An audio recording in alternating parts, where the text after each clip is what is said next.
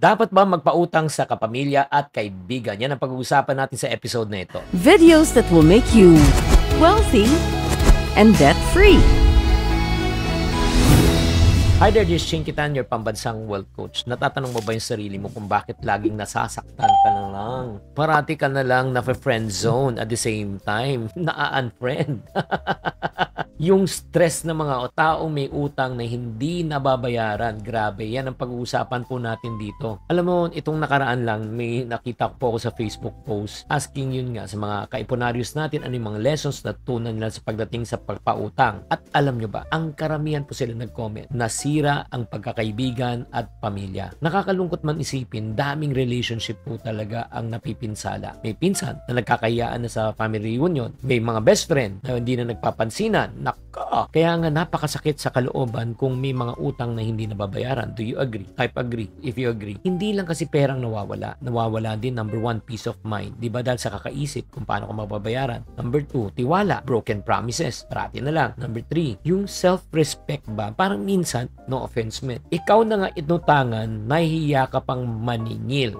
Sino sa inyo guilty dyan? Type guilty. At higit sa lahat, yung relationships na parang nagbabago siya. Minsan nga masakit na hindi lang mawala ng pera, pero nasira pa, nawalan ka pa ng kaibigan at kamag-anak ng dahil sa utang. Kaya nga, isi-share ko po sa inyo ang 5 powerful lessons about lending money na dapat nyo maalam. Number 1 lesson, never lend money you cannot afford to lose. Ito yung number 1 rule. Bakit? Based on statistics, stats, 7 out of 10 na Filipinos nahirapan magbayad ng utang. Nung sila ay nangutang, napakabait. Nung ikaw ay maniningil, sila na ang galit. Kung struggling na sila, mas mahirap pa yan talaga mabayaran. Diba? Kaya kung magpapautang ka, make sure na, yun nga, yung pera na gusto mong pautang is a money you can afford to lose. Please lang, please, ako makikiusap, never ever use your emergency fund. Never ever use, no, yung talagang pera mo para papautang mo. Nako, that's number 1. Lesson number 2, kung gusto mong magpautang, document everything. Ilagay mo sa lahat sa kasulatan. Kahit kapatid yan, best friend mo, di ba? Kailangan black and white. Bakit? Para may protection sa both parties. Hindi mo naman kailangan inotaryo, pero kailangan lang malaman mo ito yung mga nakasulat dapat, exact amount na inutang, petsa ng kailan inutang, payment terms, deadline, pirma ninyo, may collateral ba o wala. Mas mainam na may documentation para hindi nagkakaroon ng amnesia. O yung taong nangungutang, minsan nagkakaroon ng amnesia eh. Yung taong nagpautang, nagkakaroon ng insomnia, hindi makasingil.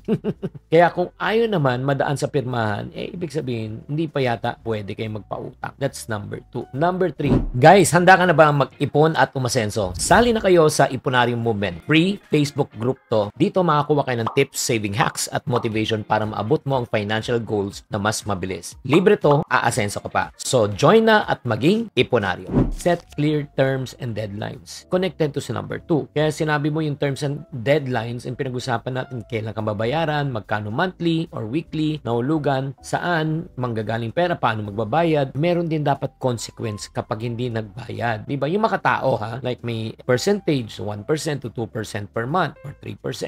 Pag ano ang agreement nyo. Remember, dapat klaro ang usapan para klaro rin ang expectation. Number 4, sa pagpapautang, you should also learn how to say no. Hindi naman masama na tumanggi, lalo na kung hindi mo kaya. Diba? Alam mo, pwede mo naman gawin kung wala kang pera, pwede ka magbigay ng payo. Or number 2, pwede mo silang tulungan paano gumawa ng budget. Number 3, pwede mo rin silang tulungan kung paano sila kumita. In other words, hindi lang naman talaga pera ang kailangan na pwede mo itulong. And lesson number 5, break the cycle. Yung toxic utang ba, yung parang paulit-ulit na lang eh. That's the reason why I make videos like this. Kung paano mag-budget, kung paano mag-save, paano ba kumita ng extra income, to share knowledge for people who are struggling para makalabas ka. Hindi dapat maging lifestyle ng pangungutang because we want to break this cycle. Do you agree? I want the same for you. Kaya kung alam na pa naman natin na ito ay makakasira ng buhay, makakasira ng relasyon, diba? Magdagdag ng stress, wag na po tayong pumasok. Only then, pag ikaw ay natuto, then we can really break the cycle. Kaya nga mga kapatid, if you're contemplating kung bakit dapat kang magpautang, ask yourself the following question. Number 1, afford mo ba